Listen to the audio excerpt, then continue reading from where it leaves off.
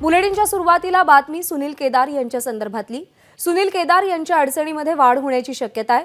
सुनील केदारांविरोधात नोंदवलेल्या एफआयआर मध्ये गंभीर गुन्ह्याची नोंद आहे। सुनील केदार यांनी शक्ती प्रदर्शन करत वाहतूक कोंडी केल्याचा त्यांच्यावरती आरोप आहे। काल तुरुंगातून बाहेर आल्यानंतर सुनील केदार आणि त्यांच्या कार्यकर्त्यांनी जोरदार शक्ती प्रदर्शन केलं आणि त्यानंतर कार्यकर्त्यांसह सुनील केदार यांच्या विरोधातही गुन्ह्याची नोंद झाली आहे।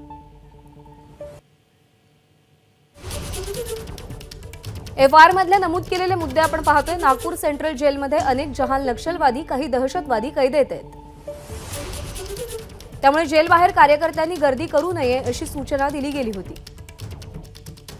पोलिसांनी ही सूचना आधीच दिली होती आणि तरी देखील गर्दी करत घोषणाबाजी केली गेली। सुनील केदार यांनी शक्ती प्रदर्शन करत वाहतूक कोंडी केली। जेल परिसर संवेदनशील असून त्या ठिकाणी हे असं कृत्य घडलंय। रॅलीमध्ये 20 पेक्षा जास्त चारचाकी वाहनांचे नंबरही नमूद केले गेले।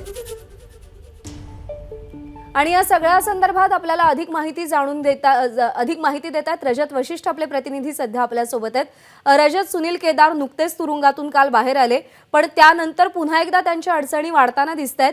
एफआयआर मध्ये कोणकोणत्या गोष्टी नमूद केल्या गेल्या ज्यामुळे सुनील केदार यांच्या अडचणी वाढू शकतात? नक्कीच नागपूर पोलिसांनी जो गुन्हा नोंदवलेला आहे त्यामुळे सुनील केदार यांच्या अडचणींमध्ये वाढ होऊ शकते। कारण सुनील केदार यांना काही अटींवर जामीन जो आहे तो मिळालेला आहे आणि नागपूर पोलिसांनी जो एफआयआर नोंदवलेला आहे त्या एफआयआर मधील तपशील जर आपण वाचलं तर कुठेतरी सुनील केदार जामिनासाठीच्या अटी शर्तींचा उल्लंघन करत आहे असं नागपूर पोलिसांना सुचवायचं आहे का, असा एक अंदाज त्याच्यावरून येतो।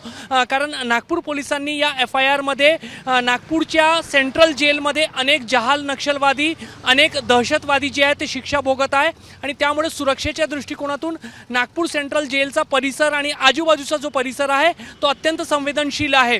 सुनील केदार यांचे जे समर्थक आहेत, त्यांचे जे कार्यकर्ते, त्यांना आदल्या दिवशीच म्हणजेच परवा दिवशी संध्याकाळीच जेल परिसरामध्ये गर्दी करण्यात येऊ नये अशी सूचना देण्यात आल्याचं पोलिसांनी एफआयआर मध्ये नमूद केलेलं आहे। आणि सूचना देऊन सुद्धा आणि आम्ही तिथे कुठलीही गर्दी करणार नाही असं कार्यकर्त्यांनी मान्य केल्यानंतर सुद्धा त्या ठिकाणी गर्दी करण्यात आली, घोषणाबाजी करण्यात आली आणि सोबतच सुनील केदार जेव्हा जेलच्या दारातून बाहेर आले त्याच ठिकाणी त्यांचा स्वागत करण्यात आला, त्या ठिकाणी घोषणाबाजी करण्यात आली। त्यामुळे पोलीस कुठेतरी या एफआयआरच्या माध्यमातून जेलची सुरक्षितता सुनील केदार यांच्या समर्थकांनी धोक्यात आणली असं सुचवतायत का, अशी एक शंका निर्माण झालेली आहे।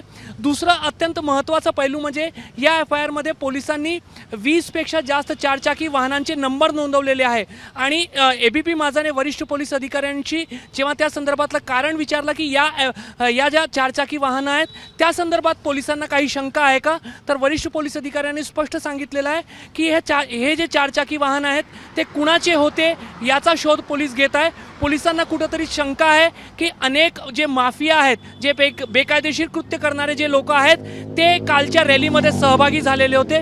त्यामुळे ज्या चारचाकी वाहनांचे नंबर्स पोलिसांनी एफआयआर मध्ये नोंदवले आहे किंवा पोलिसांकडे ज्यांचा रेकॉर्ड झालेला आहे ते रेकॉर्ड्स तपासले जात आहे आणि त्या लोकांचा जे काही गुन्हेगारीचा रेकॉर्ड आहे तोही यामुळे तपासला जाणार आहे। त्यामुळे कुठेतरी सुनील केदार यांच्या अडचणींमध्ये कालच्या रॅलीमुळे वाढ होत आहे आणि पोलीस पाहत आहेत की सुनील केदार आणि त्यांच्या समर्थकांनी जी काल रॅली काढली त्यामुळे न्यायालयाने जे काही जामीन देताना अटी शर्ती घातलेल्या आहे त्याचं उल्लंघन होतं आहे का, आणि जर पोलीस त्या संदर्भातला अहवाल न्यायालयाला देणार असेल तर पुढे सुनील केदार यांच्या अडचणी वाढू शकतात। नक्कीच रजत, धन्यवाद दिलेल्या सगळ्या सविस्तर माहितीसाठी।